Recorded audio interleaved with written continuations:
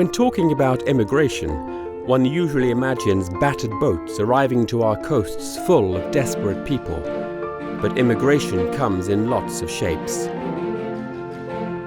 That's why today we'll talk about a shocking new phenomenon named by the experts as native immigration.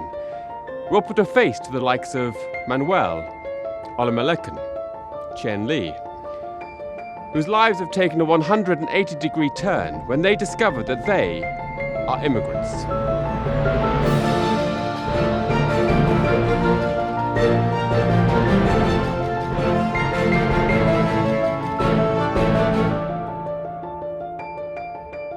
Our trip starts in Ireland to meet Chen Lee, who is struggling to come to terms with the fact that she is Chinese. Me and my boyfriend, we discovered we are Chinese together, so it helped me cope with it. But I still don't know how I get used to it, knowing I'm not Irish anymore. My whole world turned upside down. What about your boyfriend? How's it affected him? He actually quite happy because he can now say he has average-sized willy without lying. Is there anything that maybe didn't make sense at first, but does now? Yeah, like sometimes I see old man in the street thinking he was my dad, but actually just a normal Chinese guy. I see. Overall, has discovering that you're Chinese brought you anything positive? Yeah, like I used to think I have some kind of liver disease, but now I know it's quite normal, so no need to stop drinking. You wanna finish your drink? Oh. In our attempt to know more about the phenomenon, we left Ireland to visit Edinburgh, where we were meeting with Manuel, who had just discovered that he is not Scottish. Ready to go? Yep. So, Manuel, how are you feeling? I don't know. This city has always been my home. So. But where are you really from? I don't know it anymore. I thought I was like just a lazy Scot. It turns out that like, I'm a normal Spaniard. How has it affected your life? Well, last week, for example, my employer discovered the truth, and the first thing he did was lower my salary. Now I earn less than a Scottish person, but not as bad as if I was Polish. And when did you first discover that you weren't British? Well, a couple of weeks ago I went to renew my British passport, and there they told me that it wasn't a real British passport. It was just like a teddy bear's passport. So I started accepting that I am Spanish. Yesterday I sold my bagpipe and I bought this Spanish guitar, which I don't know how to play.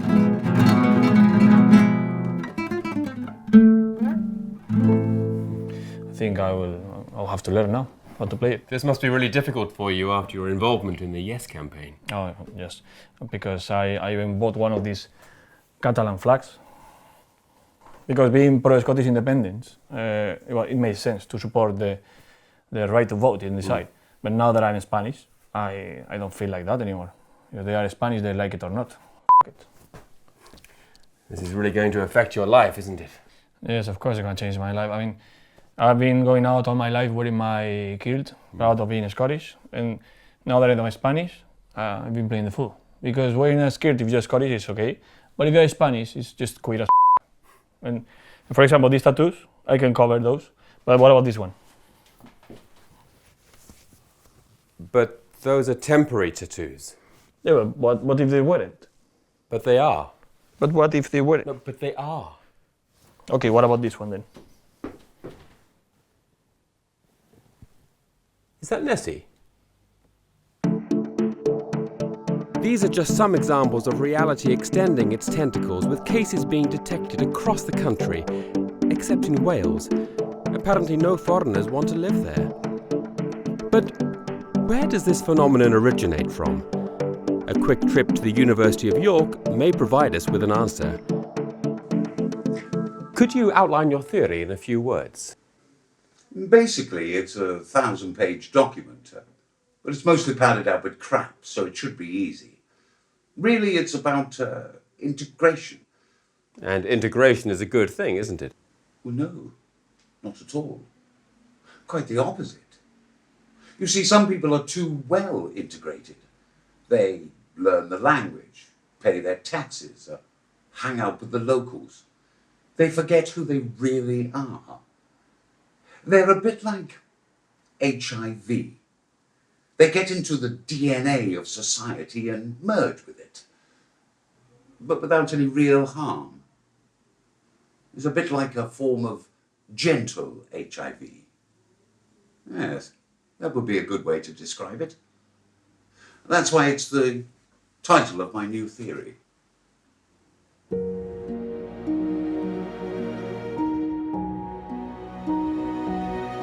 A quick trip to Newcastle uncovers one of the most complex cases to date. There we met with Olamilekan, for whom the discovery was especially hard, as he had always been involved in movements for pro-regulation of immigration. I'm just really confused right now, to be honest. Immigration has always been an issue for you, hasn't it? Yes, and it still is. I've been on a lot of marches against the government policy for letting foreigners into the country. There's no room here. We have no jobs. You know what I mean? And now, I'm black. What am I supposed to do? I'm just trying to start a new life. Learn more about myself. None of my friends from Phuket will ever talk to me again, which I can understand. They didn't react very well to the discovery, did they? No. And who would? They've been sharing the most vicious and battlefield hatred against foreigners with a person that turns out to be from Kenya. Kenya! What a shithole. They can't even speak proper English there, and they have those funny accents. Oh, I don't have money to buy shoes. Oh, I'm friends with crocodiles. I bet they even wear those loincloths there as well. Isn't that a little bit racist? Well, it was racist. I've always been racist. I like it. I mean, I really enjoy it. I've even got this. And now they're taking that away from me. I can't be racist towards black people because I'm one of them. I can say black people's brains are smaller and it would not be racist anymore, which is frustrating. Nothing I say can be racist. Nig. And also, you have to see this. They created a campaign with my face on the poster. I didn't realize this black guy here was me until yesterday. Is this a global phenomenon, or is it only occurring here in the UK? A journey to London promises to answer the question. Well, I'm here on this very wet morning at the Houses of Parliament to meet with Lisa Smith, the government's immigration advisor. Lisa Smith is the person in charge of a new campaign that will be launched in the coming months. My objective is to discover the official position. It turns out that her office is a 10-minute walk from the Parliament. Let me start this interview with a straight question. How serious is the situation, Mrs. Smith? Well, just put it this way. I can only imagine one thing more terrifying than a country invaded by immigrants, and that's discovering that you're one of them. Are there really so many people out there who don't know that they're immigrants? Hundreds, thousands, and that's a huge problem. It's very important that as a society, we help them. And how can the general public do that? It's very easy. Just tell them. If you see an immigrant, just tell them, you are an immigrant, as loudly as possible, in case they're not aware of their situation. But how can I tell if somebody is an immigrant? Sometimes it's very difficult to tell a native and an immigrant apart. We're not that different. I know, and that's why we've created giant billboards with examples of how they look, so the public can identify them in order to inform them. It's all part of our new campaign, the Government Office Helping Organize Multicultural Ethnicity Campaign, also known as GOHOME. Go home? No, GOHOME. We're going to put adverts on TV, and we even have a website where you can take an English language test to see if you are a foreigner or just really thick. And the website is? GOHOME now.eu. GoHomeNow.eu. .eu. No. GOHOME now.eu. We have all sorts of awesome stuff. We have t-shirts, mugs, and badges. And we also have dossiers of information. For example, how to know if you might be Polish. You might be Polish if you can't read this leaflet as it isn't in Polish. You're part of organized crime. Or are you a plumber? I could even show you our skin tone charts. That won't be necessary, thank you. Is the same thing also happening back home in America? What do you mean, back home in America? GOHOME. Government office helping organize multicultural ethnicity. You just told me I'm an immigrant. And you can be one too. GOHOME. So, where am I from again? GOHOME. Syria. GOHOME. Mom, you just told me I'm an immigrant. You know that. How can you not tell me, Mom? Does Dad know? Obviously, in a discovery like this, there are always other perspectives. What about those who have suffered the pain and heartbreak of being forced to abandon what they believe to be their native country? We asked Stuart, originally from Bangalore, to show us his home city. So, as you can see over there, it's a castle. No. I don't know. Don't worry. Oh, it's a horn. You hear that horn? Oh, no, right.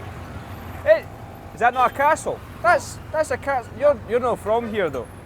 You're not from here, no? Okay, right. Hotel it is. Hotel. Is your name John? John. No. I thought it was John. It's no John. Ah, noisy, man. It's always noisy in the city. That's the only thing I don't like about my home city. It's very noisy, you know, very, very noisy. John. John. This one, Anandra Circle. So it is. Aye, grew up here. Anandra Circle. Aye, I grew up here. John. No, it's not John. I thought it was John. Stuart, who has been relocated to Glasgow, agreed to meet us at his local temple. You were telling me that you're happy with all these people discovering that they're immigrants. Oh, aye, yeah. And why is that? Well, for the first time, the people from here, the English or the Scottish, or whatever they want to be called, will understand firsthand how we, the foreigners, feel. And how do you feel? Mistreated, very mistreated. Whatever I do, they'll always think of me as an immigrant. I mean, I've really tried my best to immerse myself in this culture. I mean, I'm waking up, crack of dawn, every morning. I'm drinking 5 cans of Tennent's. I'm betting all the time. I've even attempted to stab some people because I care. And what would you say to someone who's just discovered that they are an immigrant? It doesn't matter what colour of skin you've got.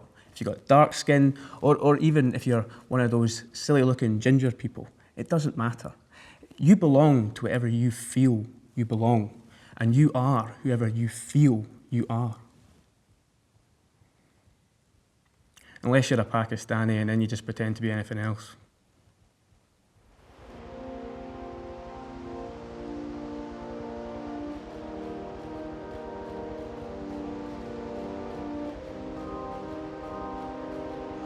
Immigration is a complex issue, but sometimes when you feel different, it's because you actually are different.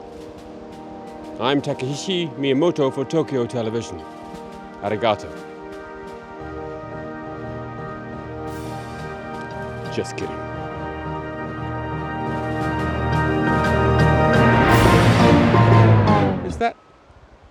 Is that Olamilekan? What are you doing with that, Olamilekan? Oh, my former friends from Phuket told me to go back to Kenya, you know. I don't want to steal their jobs, you know, which can happen because between you and me, they're kind of lazy.